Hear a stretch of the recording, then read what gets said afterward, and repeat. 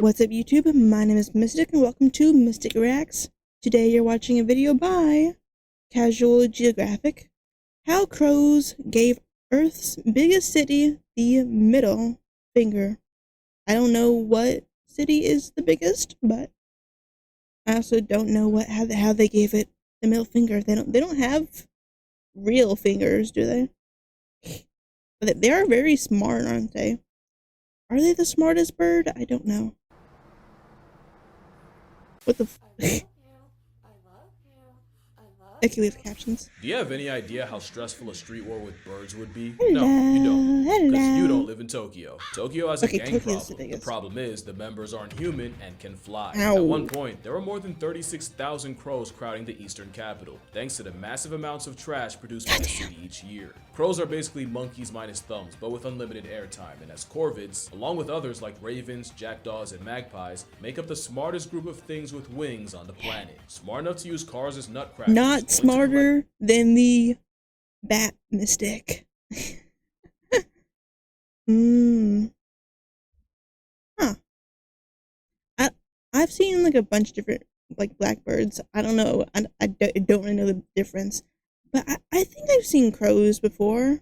At least at like bird shows, definitely. When the walk sign's on, and smart enough to memorize garbage routes for different parts of the city, Whoa. just to snatch trash before the workers do. But a habitual feather menace won't just wait for you to trash it, as Tokyo crows have robbed people to steal their loot. The bird called Karasu has bloodied the faces of school children while trying to make off with candy, and have even broken into classrooms to raid lunchboxes. They'll also storm zoos for a living lunch, often in the form of kidnapping baby prairie dogs and ducklings. Not to mention they'll attack livestock, pecking at the udders and causing cuts that can lead to infection. That is if they don't just bleed out. In 2017, Tokyo's government received over 600 complaints of civilians thrashed by the aerial urbanite, with most coming in the spring, their nesting season. Which brings another problem. Crows nesting in utility poles have caused blackouts, and using fiber optic cables as material has brought down entire broadband networks. One time even shutting down high-speed bullet train service in Akita. Hundreds of millions of yen are spent each year removing nests, with the Hokuriku Electric Company stripping 15,880 in 2018. Yet somehow the crows seem to shake it off. How? Well, because the crows started making decoy dummy nests to lead them away from the real ones. Crows and Tokyoites have been beefing for years, but it didn't escalate until a certain event in 2001, when one crow decided to dive bomb a man while he was playing golf. That man was Governor Shintaro Ishara, and he swiftly declared conflict on the corvid, with promises of changing Japan's national dish to crow pie. Since then, it's been on site and flight, with the government I wish to be that petty one day. trying everything to combat a vindictive air terrorist, employing hawk mercenaries to try to fight fire with feathers, and even installing beehives in the heart of Ginza, so the Kinpachi can give the crows a taste of arguably even more of a flying crash out. But one thing about Japan, you don't with the Yakuza, and these air gangsters have been testing people in ways arguably no other city animal ever has. And for all humanity's hubris, this might be the one time we have to eat crow. And not in the way that Chiji had in mind. So how did a bird manage to humble a nation the most since the Emu War of 32? Because at least emus are damn near dinosaur size. Well, like almost everything else, it started with our garbage. Tokyo produced 3.52 million metric tons of trash in 2001. In 1994, the government switched from black plastic bags for curbside pickup to semi-see-through calcium carbonate options. The intent was to reduce environmental impact, but a consequence was the scavenge happy could now see what was in the bags and had a much easier time finding takeout. In recent years, Tokyo has seen a rise in bears and boars commuting into the city for trash, and wild macaques have continued to be a problem. But according to a wildlife management study, out of the 10 major invasive species, it was crows that caused the highest percentage of harm, and it was also crows that people were most in favor for lethal measures against. Yeah, yes, crows in Tokyo aren't invasive. People just hate them off principle. But if just liking trash was the only barrier of entry, Japan would have more problems than a flying black air force. The problem is, crows had a counter for almost everything thrown at them. First is that crows have great memories and hold grudges. In 2006, remember that year, the University of Washington conducted an experiment where 7 crows were trapped and eventually released by people wearing scary masks. Not too long after, study leader Professor John Marsloff was strolling the campus with a mask when 47 out of the 53 crows he encountered violently rejected to his presence. Each following year, the number of vindictive, on-site campus crows grew and peaked in 2013, even though at this point, they'd only see the mass twice a year for a few hours, and especially even though most of the crows on the offensive weren't even alive at the start of the study. It wasn't until September 2023 that the harassment eventually stopped, and it probably wasn't even that they forgot, just that it took 17 years for them to drop the vendetta. There's also the implication that crows can communicate so well that even those born after the study could instantly tell which masks meant bad. So yeah, that memory is good for more than just garbage routes. You do wrong by a crow, you're screwed for a very long time.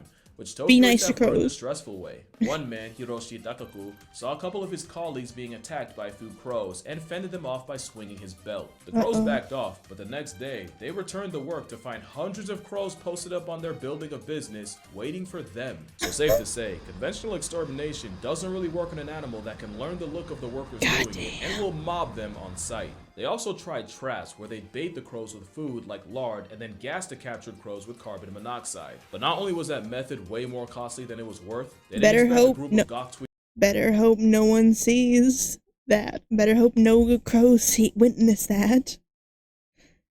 Imagine getting jumped by a bunch of crows.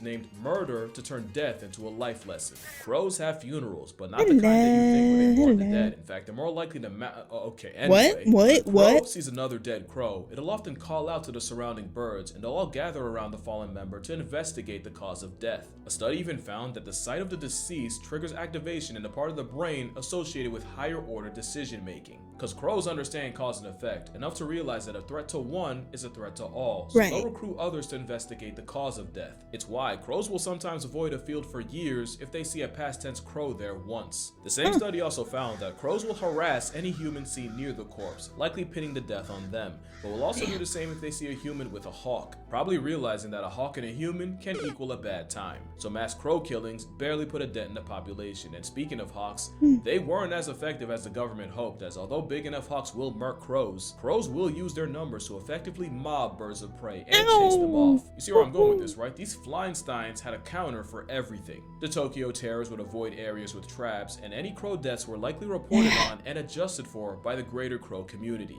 And let me just remind you that crows were out here making decoy nests to slow their human ops down.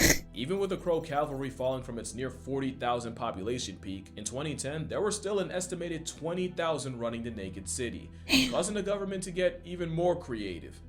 This is how bad it got. Tokyo had researchers studying more than 10,000 different crow sounds and isolating the specific sound they make in response to a predator, and playing those calls on loudspeakers near trash sites. Basically what pilot whales do to orcas, Japan had to resort to with a bird. But really, the only thing that made a difference was regulating the very problem that caused it. People started covering their trash with blue protective tarps, and Utsunomiya University professor Shuei Sugira helped develop a special yellow garbage bag that the crows couldn't see through. And it had to be a very specific yellow or else it wouldn't work. Many places like restaurants in Ginza pivoted to having their garbage collected at night, instead of the crows' prime time of late morning. But by far, the most effective measure was just making less trash in the first place. And Tokyo's 3.52 million metric tons of trash in 2001 was cut down to 2.45 million in 2024. Eventually, the crow numbers would start to chip away, and in 2026, the population is only 20% of its peak 2 decades ago.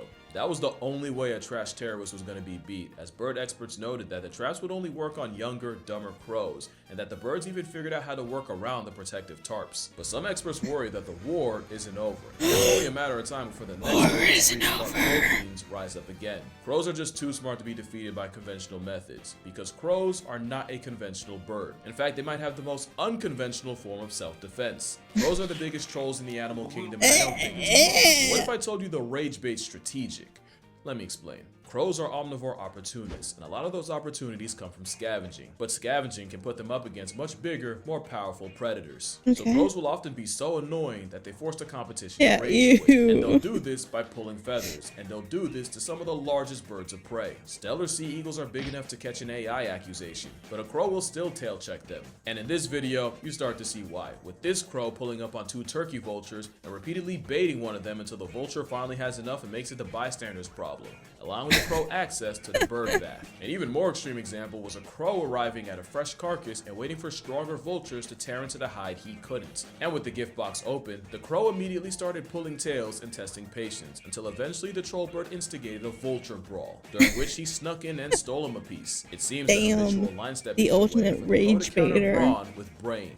But crows will use troll tendencies on anything from seagulls to eagles, from deer to dogs. But there's one animal that always seems to fall for the rage bait. The number of catfights provoked by crows is actually insane. I don't know what that crow said to that cat to make him crash out like that, but surely someone's mother was involved. And then they're always right there to enjoy the violent fruits of their instigation. Crows don't want peace, they thrive off problems, just to hover above it like a boxing promoter. Now, it's possible the crows recognize the cats as a threat, and this is a 900 IQ play to kill 2 birds with 1 stone, or 2 cats with 1 crow. Dude didn't do anything. Cats on each other, especially if they have fledglings or a nest nearby. But crows are also smart enough to just do stuff for fun, and they're smart enough to use tools to do it. So I can 100% see crows using live cats as tools for their own amusement. Especially since in a lot of these clips, the crows don't look like they have anything to gain. No food, no agenda, just free will and love of the game. Yeah, love the game. Anti-predator measures, resource access strategy, or just pure trolling.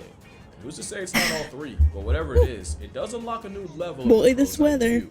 Theory of mind is the ability to recognize that other beings have thoughts and mental states that can be used to predict or even manipulate behavior. Here's a quick test. Let's say person A puts a sandwich in the office refrigerator, but then person B comes along and takes the sandwich out the fridge and puts it in a pencil drawer. At lunchtime, where's the first place person A would look? If you have theory of mind, you'd say the fridge because that's where A left it, and you know that they don't know that person B is a sandwich thieving waste of carbon. Right. Now, if you're thinking, well, obviously no shit. Well, congratulations. You have the emotional bandwidth of at least a toddler. But crows have shown advanced levels of theory of mind just by knowing that if they frustrate a cat long enough, the cat will eventually take it out on a fellow cat. Another example is crows will often hide food, but will also pretend to hide food if they know they're being watched, making a show out of it and even making sounds associated with being happy, just to keep the food stuff in their beak and hide it for real later. And it's the crows that do the stealing that are most likely to perform theft insurance, meaning they can put themselves in the mind of another crow and act accordingly. Now, I don't want to act like this is a super complex thing. Like, squirrels will do the same misdirection to protect their nuts. We're just gonna ignore that they often forget where they put them for real, and that ADHD builds force. They do? But of course, this got the seagulls' attention, and with all their biblical greed, they flew over to steal again. And while the seagulls were left with the stick the crow was posturing as food, the crow was able to spin back and take the fries, their pride, and the W. Along with theory of mind, crows were also able to pass Aesop's test. In this one, the animal would need the foresight to understand that they can reach a treat in a small tube by dropping stones to raise the water level high enough. Raccoons were able to pass the test, as were apes, although they got creative, with an orangutan spitting water into the tube to grab the prize, and a chimpanzee just peeing in it. When it was the crow's turn to step to the plate, not only did they pass, they knew enough to use solid sinking objects over those that float, and understood that using the same logic with a tube full of sand made no sense. That performance put the crow on par with a 5 to 7-year-old child, which again is pretty solid for an animal with a brain the weight of 3 No natives. honor. Interestingly, crows did not pass the mirror test, and save for 2 European magpies, corvids in general didn't seem to recognize the bird in the mirror. But they do seem to understand the concept of reflection, with Caledonian crows able to find hidden food that was only visible by looking at a mirror from a certain angle. But forget everything I just said. Did you know crows can understand analogy?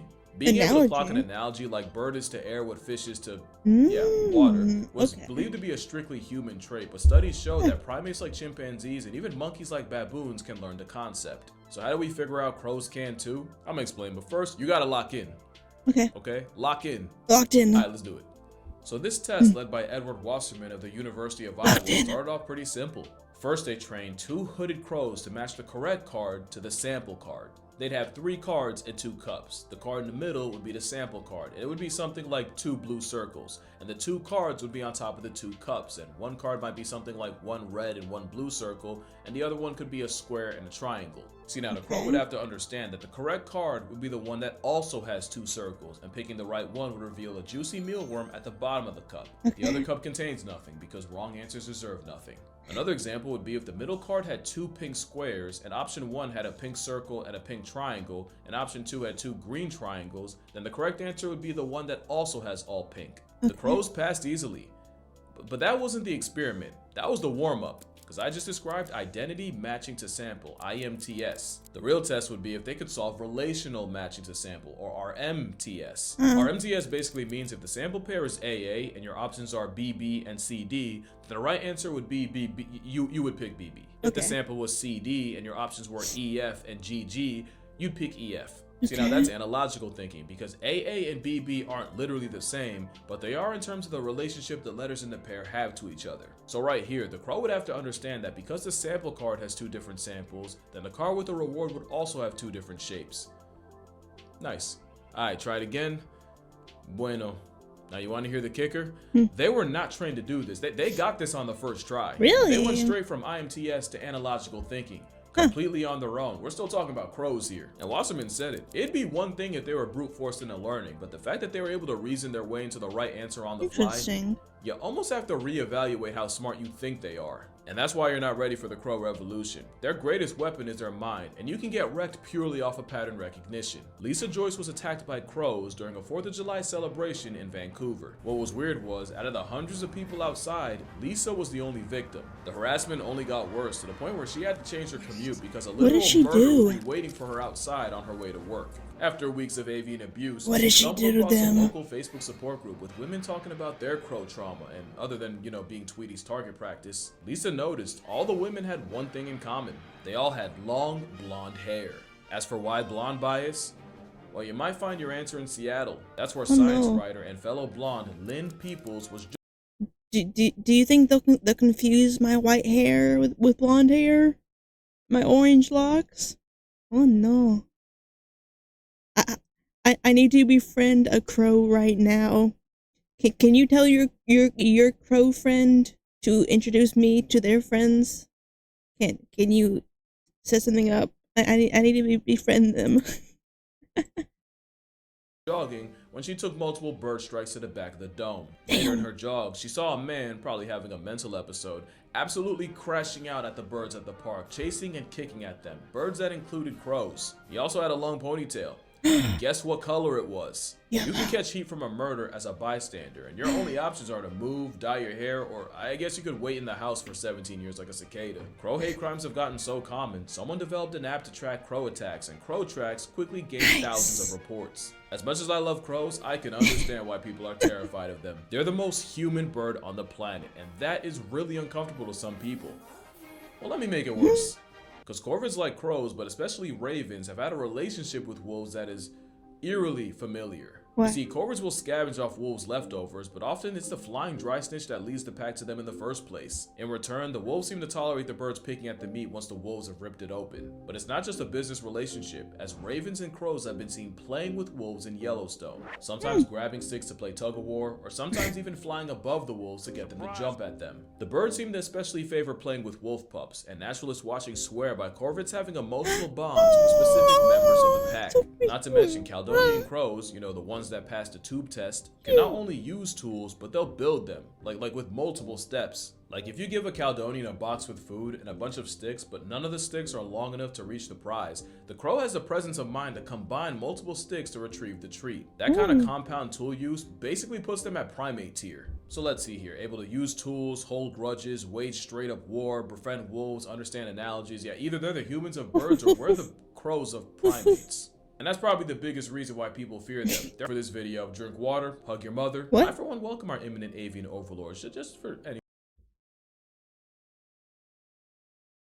That fell out of nowhere. For this video. Okay, yeah, he definitely got copyrighted by something.